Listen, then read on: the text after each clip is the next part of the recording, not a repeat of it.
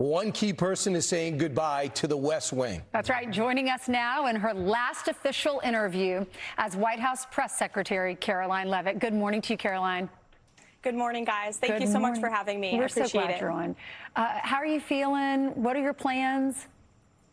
Well, I'm feeling good. You know, of course, it's a little bit bittersweet. It's bitter because I'm leaving a job that I love so very much, and it's been the honor and blessing of a lifetime to work for this president, President Trump. There will never be another like him, and to serve as his spokesperson behind that podium. It has been the adventure of a lifetime, and I am so grateful to him for believing in me and allowing me to serve in this role over the last 20 months, and now being very understanding as a boss and a friend that it's time for me to take a step back so I can spend more time with my two beautiful children. Of course, I have a 2-year-old and a 4-month-old.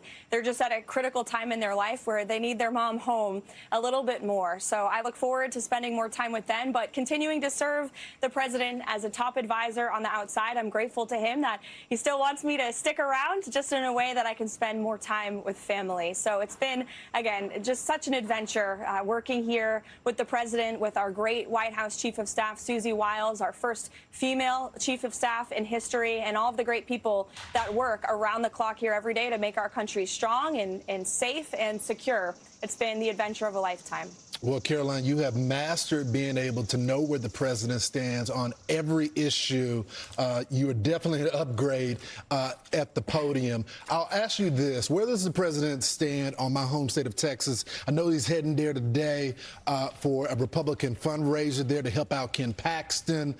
What has been said on the ground now? Are we going to win it there?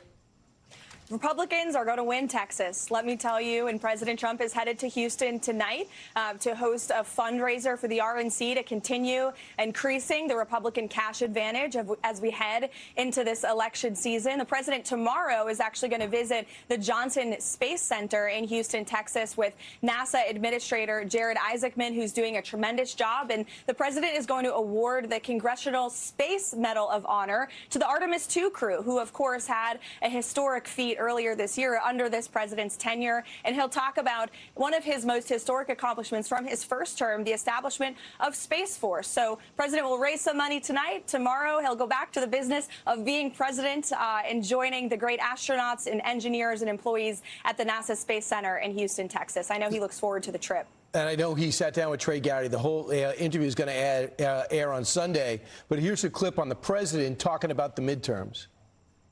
There's a theory that I get the vote. You know, I see it all the time, that when Trump's on the ballot, they win.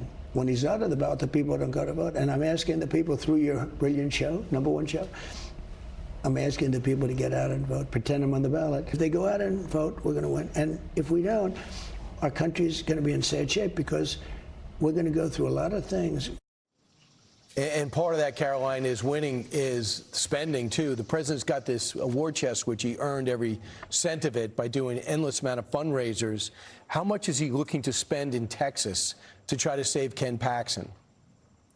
Well, I don't have an exact dollar figure for you. I still am a government employee here at the White House today, but I to spend money to ensure Republicans get over the finish line. I also know he's going to be out there traversing the country, meeting with everyday Americans and campaigning on behalf of the great Republican candidates across the board. What your audience needs to remember is what this president and Republicans in Congress have done. The largest middle-class tax cuts in American history. No tax on tips for our workers, no tax on overtime, no tax on Social Security for our seniors. That's putting more money in your pockets today. And Democrats voted against every single one of those policies. So they want to talk about affordability. They voted to raise your taxes. They voted against the largest middle-class tax cuts in American history. Look at our border. The president inherited a mess, a wide-open border from the Democrats in the Biden administration. He sealed it on day one. We are deporting violent, illegal alien criminals from this country. The Democrats are complete radicals on this issue. They want to open our prisons, abolish our police, and keep our borders wide open to countries and criminals all over this world. So there's a huge contrast on the ballot, and you're going to continue to hear the president drive that contrast and travel across the country. So, Karoline, we're still in the middle of this conflict with Iran. What is the latest on the ground? How are the negotiations? It looks like it's maximum pressure economically there. Could we see a return, though, to combat operations?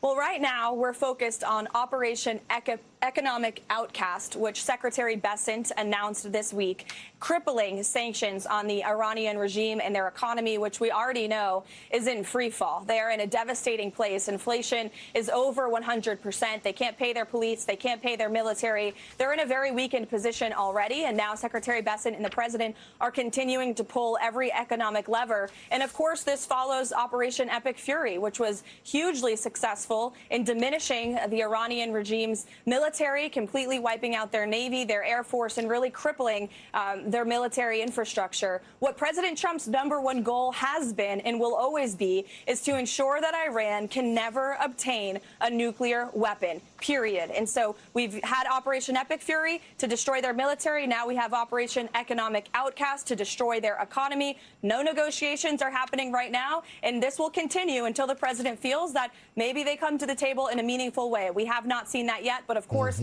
that's at the discretion of the president. As commander-in-chief, he of course continues to retain all options on the table, and the naval blockade continues to be in effect as well, which has proven hugely successful. The United States is essentially controlling the Strait of Hormuz, which remains open thanks to President Trump and the United States military. This morning when we woke up, we saw that, or actually yesterday, that devastating the waters running through Nepal. We have a lot of Americans there. 65 are missing, 65 Americans. And I know that Marco Rubio said the U.S. State Department's ready to provide emergency humanitarian assistance.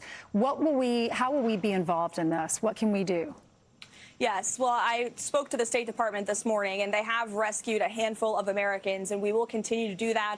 The U.S. Embassy in Nepal is in close contact with local authorities on the ground, and of course, the Secretary himself is closely monitoring this. I spoke to him about it yesterday. We've offered our help and our assistance, but of course, the first priority for this president and for Secretary Rubio will always be Americans, and so we're focused on rescuing every American that we possibly can. We're already, of course, doing that, as I said. We've rescued a handful thus far, and that effort will continue. So I want to talk about data centers. It's one of the hottest political issues that caught many people by surprise in the midterm elections. You have even Republican governors putting a pause on this. The President of the United States is firmly backing data centers. What is the message for those people who want to win the AI race, but yet are concerned about the data centers in their neighborhood?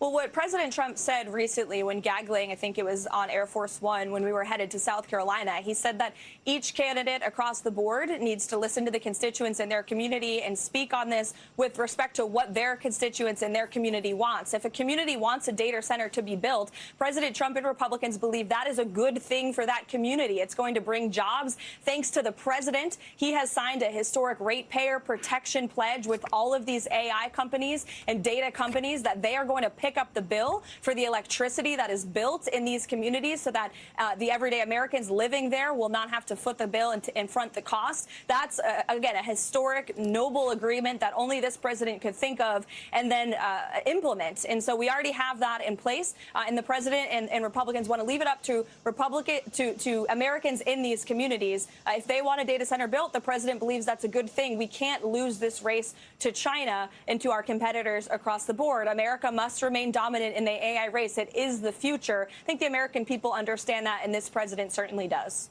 100%. Karoline, so this is your final day, and we wanted to take a moment to reflect and go down memory lane. Here's from the first day of you being at the podium. Let's watch. We expect you to cover that, as you should, Caitlin, but you and your network know that you take every single thing this administration says and tries to use it to make the president look bad. You're a left-wing hack. You're not a reporter. You're posing in this room as a journalist, and it's so clear by the premise of your question. And so if there were peaceful protests on Saturday for the military parade, President Trump would allow that? Of course the president supports peaceful protests. What a stupid question. My first reaction when seeing former President Biden was speaking tonight was I'm shocked that he is speaking at nighttime. I have thought his bedtime was much earlier. There is now a member of the European Parliament from France who does not think the U.S. represents the values of the Statue of Liberty anymore. They want the Statue of Liberty back. It's only because of the United States of America that the French are not speaking German right now. So they should be very grateful to our great country. I gave a quote to one of the media outlets in this room yesterday that Democrats behaving like children would be the least surprising thing of the night. And unfortunately, that quote did turn out to be true. He looks forward to watching the game tonight, and we look forward to the United States beating our soon-to-be 51st state, Canada. What do you think, Caroline? Oh man, good times, great memories. There's nothing like stepping before that podium, and I'll just tell you, I'm so grateful to the president for believing in me and giving me the chance to do it. So many people told him when he was considering me for this job, after of course I worked for him on his historic 2024 campaign, that I was too young, and he ignored all the doubters and he gave me a chance, and I am forever grateful to him for that. He is not only the best president our nation has ever had, but he is the best boss. And I'm just so grateful that he understands my decision to leave this amazing job, but to spend more time with my kids and just love him. There will never be another like him, that's for sure. Oh, well, Caroline, we are so happy for you. You've done a great job. You're the youngest press secretary ever, so you made history and you handled it with grace. Caroline, we do have a special guest. We want to bring in someone that knows what you're going through. We have our very own Dana Perino, who was press secretary under George W. Bush, and she joins us now. Good morning to you, Dana. Good morning. Good morning, Caroline. Morning. Hi, Dana. Dana, I know you have said that all eyes now turn right after the midterms to the general election, and many of the White House reporters will now go on the campaign trail. So what is the challenge for the next press secretary after the midterms? Well, I think just looking at that montage of Caroline, it's hard to explain, unless you've been in the job, it's hard to explain what it's like. But you just ran her through an interview where she could talk about any issue very fluently. You have to be, a mile wide and a mile deep on all of the issues. You also have to have the complete trust of the press, the president, and your colleagues. And then what happens when the midterms finish on November 3rd is that it's just inevitable. It's not a knock against anybody. It's just the natural way things are.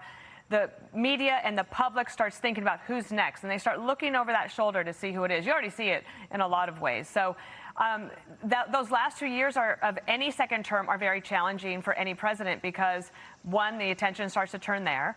You still have a big job to do. Now, with President Trump, he'll still be able to command a lot of attention. As Caroline said, there will never be another like him. And I think that one thing that she showed is that if you had a question for Caroline about the president or the government, and you went to her and she told you the answer, you could take it to the bank because she had the access to the president and the trust of the president. And more importantly, too, I think, the trust of your colleagues. You have to be the person who can fairly represent everything that's coming in. And at her young age, to have that kind of poise, grace, wit, and grit is incredible. But also, when she's not on camera, the self-deprecation is adorable. I think that one time she told me that her older brothers are the ones that kept her grounded, and they don't think of her as press secretary, they think of her as a little sister. I kind of think of her as a little sister too, and I'm so excited for your future, Caroline. Thank you, Dana. That's so nice. Dana's the best. She's a great mentor, great friend. She's also someone you can text at 5 a.m. and she always answers you. I will just, I can personally attest to that. She's always up bright and early, just like me. Thank you, Dana. Right. Good luck to you and your children, and of course, Nick as well. Thank you. And Dana, of course, we know your show's coming up, America's Newsroom, at the top of the hour. We'll be watching every minute. Thank you. And Caroline, my last question. What are you going to miss most?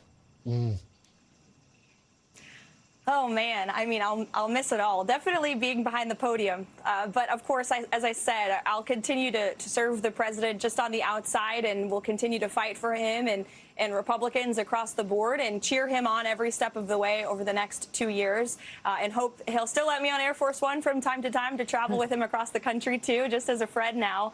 But, of course, I'm gonna miss this job. I mean, it is the job of a lifetime. And, again, I'm just so grateful for it all. And it's a bittersweet day here, but there's still work to be done. So I got to go back to my office, and he'll be working me till the very last minute today. That I know. Did you give him a recommendation on who he should pick to replace you? Well, of course, we've spoken about it. One thing I'll say is there is no shortage of applications. There's a lot of people who want this job, a lot of capable people who want this job, and I've given my advice to the president on what he should look for, and I'll continue to do that until he makes a decision. Ultimately, it has to be his decision to make. Press secretary and the president, you spend a lot of time together. It has to be someone he trusts fully, and I know he'll make the right decision at the right time, and I'll be here to help him if he continues to want me to do so. Well, Karoline, you did a fantastic job. We look forward to talking to you again. Thanks, Karoline. Thank you, Fox and guys. Friends coming up. Be sure to like and subscribe for all the Fox News latest on YouTube and catch full shows streaming now on Fox One.